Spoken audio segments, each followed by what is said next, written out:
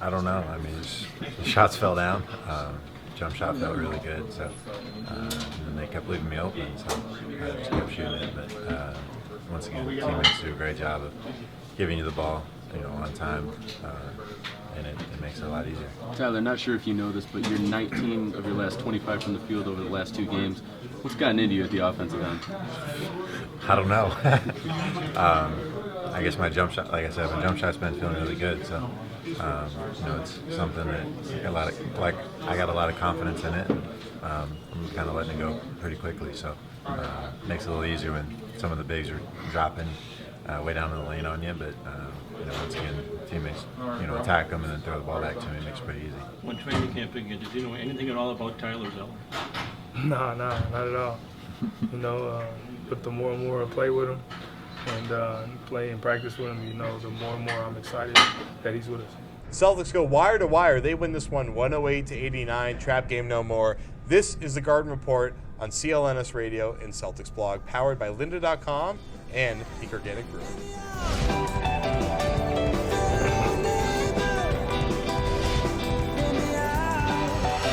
Welcome to the program. I am Jared Weiss. With me, as usual, Julian Edlow, and a newcomer to the show, Chef Brian Santos. What's up, buddy? Welcome How you doing, man? to the show. How you Welcome to doing? the Garden Report. Now, this is Chef Brian Santos. He is the chef for the premium suites here at the TD Garden. He was also a contestant in Hell's Kitchen Season 13, and he is a fascinating guy to talk to. We are excited to have him with us on the show. We thought we'd mix things up a little bit for tonight's episode. Yeah. So welcome aboard. Appreciate it, man. Thanks for having me on. This sounds like it's going to be fun. Yeah, it's going to be fun. So we're going to break down the game real quick because he was busy cooking during the game. So we're going to break it down real quick, and then we're going to start talking to him about food, basketball, a lot of more fun. So first off, Avery Bradley, huge game. Tyler Zeller, career high 26 points.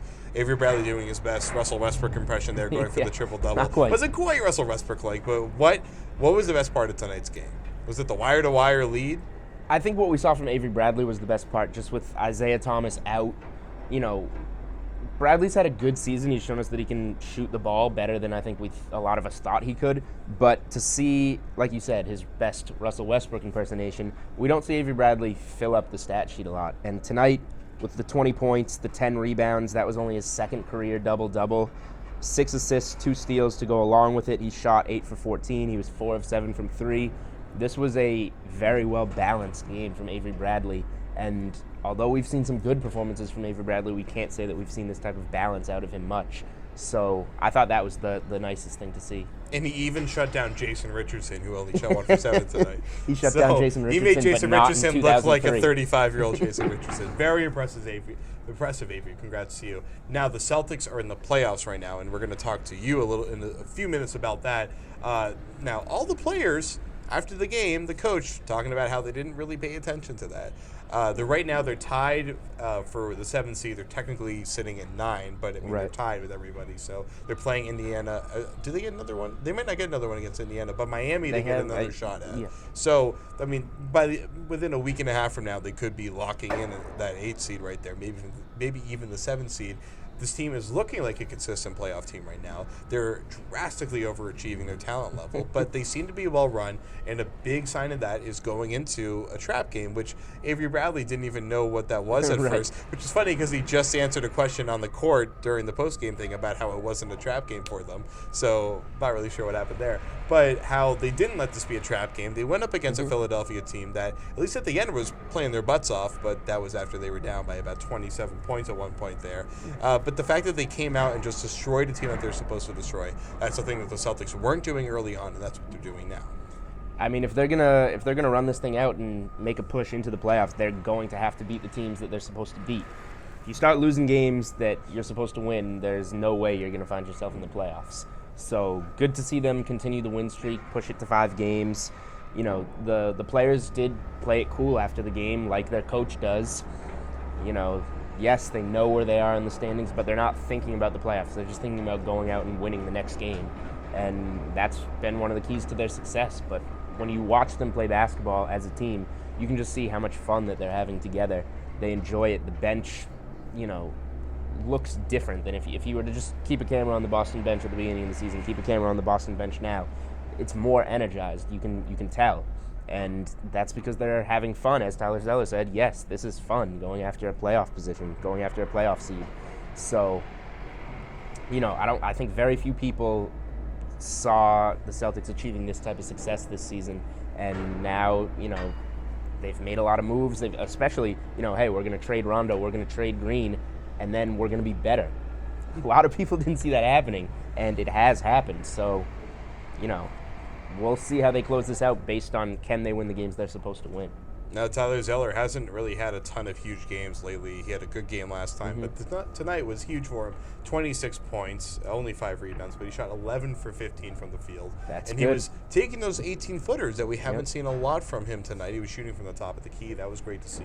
Really stretching it out, not just on the wings.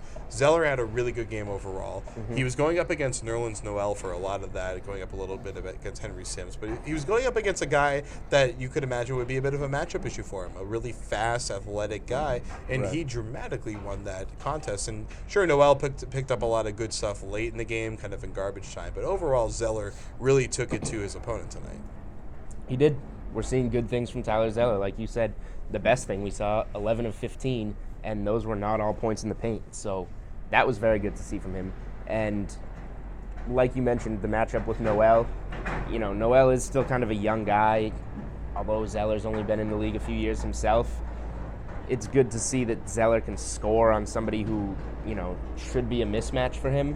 So, obviously, if the Celtics were to make the playoffs, they're almost going to be a mismatch at every position, seemingly so, except they're going to have to, be the more well-coached team, be the stronger unit if they're gonna compete in the playoffs. But we're ways off from that. I'm getting way ahead of ourselves. Going back to Zeller tonight, he did a very good job of kind of knowing what he is able to do and what he isn't able to do. And at the beginning of the season, I think that's changed, because at the beginning of the season, he would have said that shooting that 18-foot jump shot is something that he couldn't do, and now he is. So that was the best thing I thought from Zeller. All right, let's get out of basketball. So just really rapid fire boxing balls so we can talk to the chef here. Rapid fire, I'll go with Bradley as the baller of the night. Like I said, he had a really balanced performance, so I'm sticking with that. And then career high 26, I guess, would be the box. All right, I'll Tyler just agree Zeller. with those so we can get done with this. Enough basketball. Let's talk We about did our food. duty. It's a post-game show. Now let's talk about food. I like food a lot. So, as you can tell. So, let's talk food here. Take us into, you're the chef for the premium area of the garden. Yes. Now, you guys have undergone a massive renovation, dramatically enhanced the experience there, and we've been up there. We filmed a lot of shows from that area, and it's amazing up there. I mean, it really is a luxurious experience now. Tell us what you bring to the table to make that experience so great. Basically, we just, we treat one guest, one client at a time. We have almost 90 boxes, the Heineken Boardroom, Patron Lounge. Even up here in the Halo, we have the boxes. So, making sure, it's kind of like, kind of like a sport. You make sure everything's repetitious. You're doing things consistent and consistently going out, and you're just having fun. And good things show from that. Good things happen from that. So, being able to show creativity, throw a little emotion, and at the end of the day, we all work, 14, 16-hour days here. So you gotta have fun. That's the main part. You gotta have fun. If you're not enjoying what you're doing here, go find another job. So it's been a fun season. We've had a young team. We've had a roller coaster with the Bruins.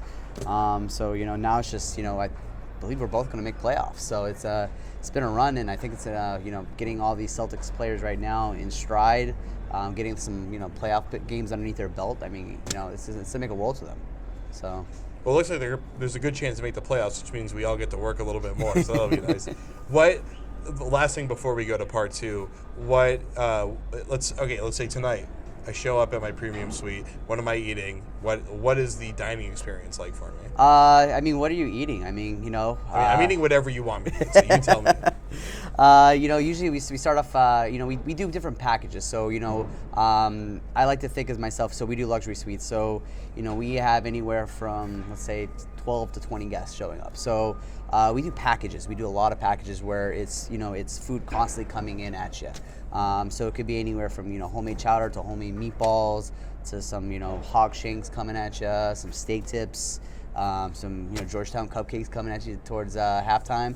It's a little bit of everything. I like food constantly coming at us. Yeah, absolutely. That's the whole part behind it is, we're constantly, as you're going there, we're giving you the snacks, we're giving you entrees, we're giving you desserts, we're giving you, any type of beverage you could possibly want to, put down, for the watering hole. So at the end of the day, I mean, it's a different environment, but at the same time, it's like watching a game within a game. It's almost surreal, if you will. All right, we're going to come back for part 2. We're going to just dive even deeper into the food party here. We're here with Chef Brian Santos, Premium Zone Chef for the TD Garden and Hell's Kitchen alum from Season 13.